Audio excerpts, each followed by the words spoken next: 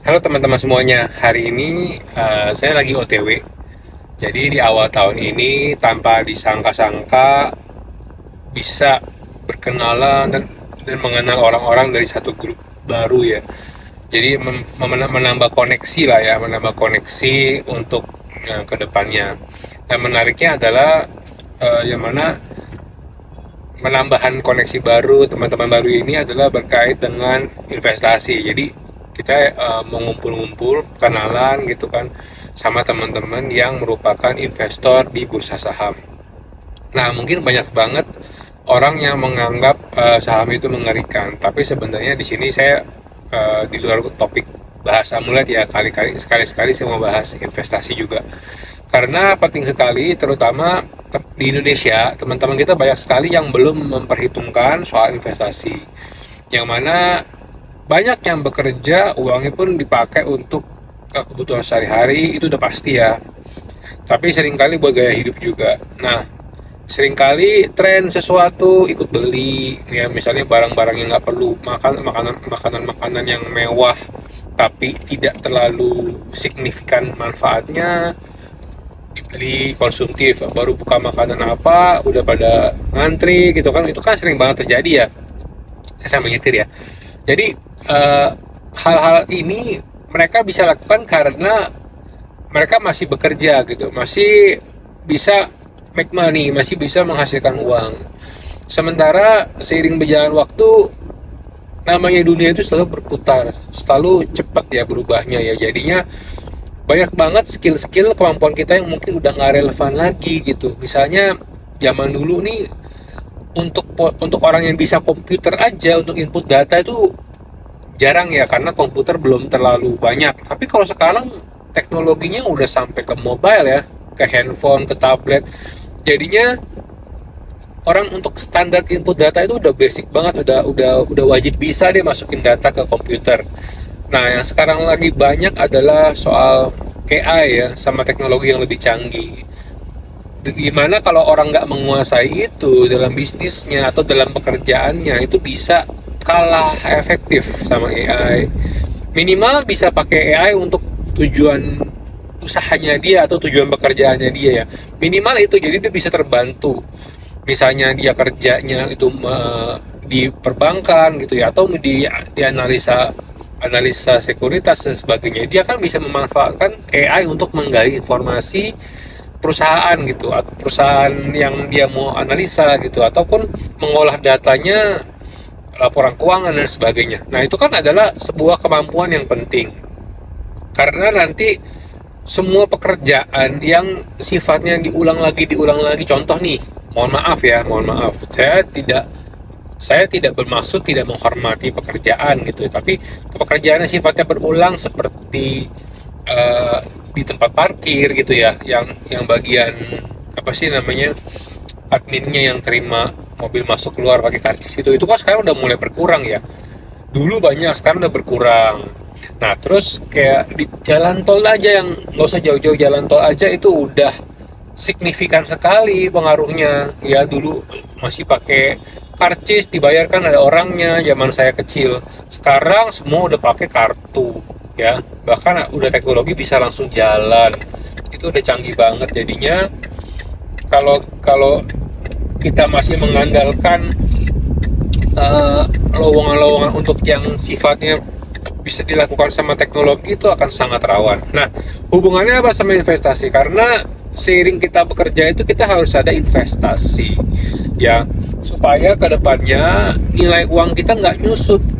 Kok nyusut gimana gitu maksudnya? Masih gini loh, kalau kita simpan uang kita gitu aja, kita akan kemakan sama yang namanya inflasi, kalau teman-teman udah tahu ya.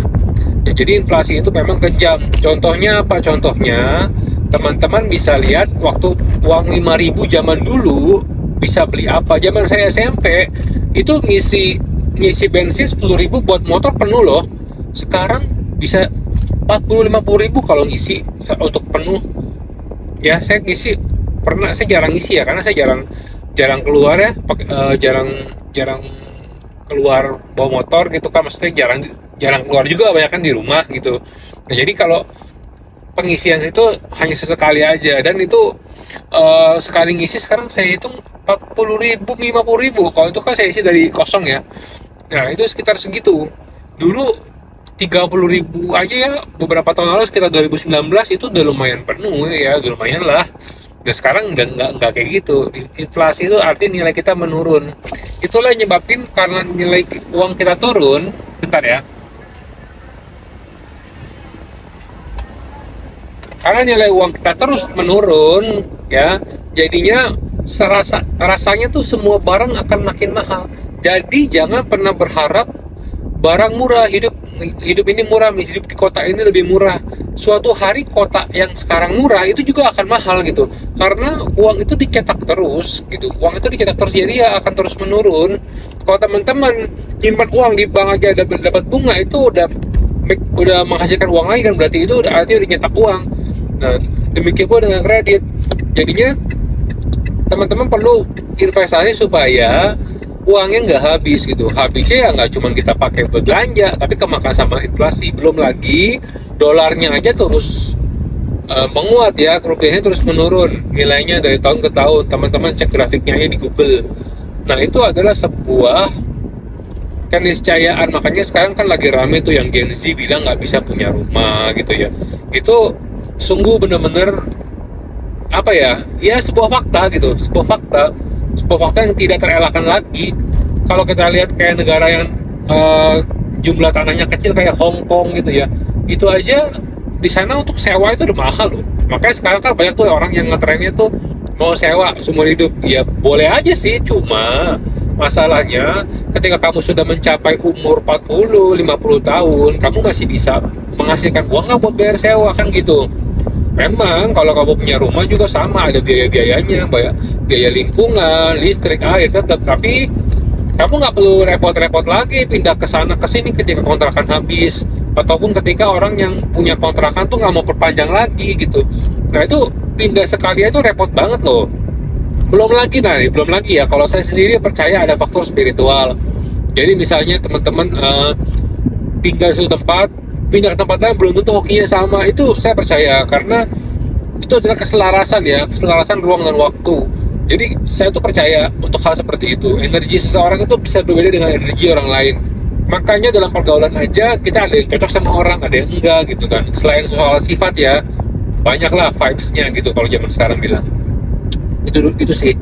Nah jadi di awal tahun ini benar-benar bersyukur banget saya pakai amulet selama ini, selalu bertemu dengan one step, orang-orang yang one step ahead gitu, yang di atas kita gitu. Jadi kita bisa belajar. Kalau ada alasan kenapa mereka ada di atas kita, karena mereka pasti lebih tahu sesuatu, lebih tahu banyak hal.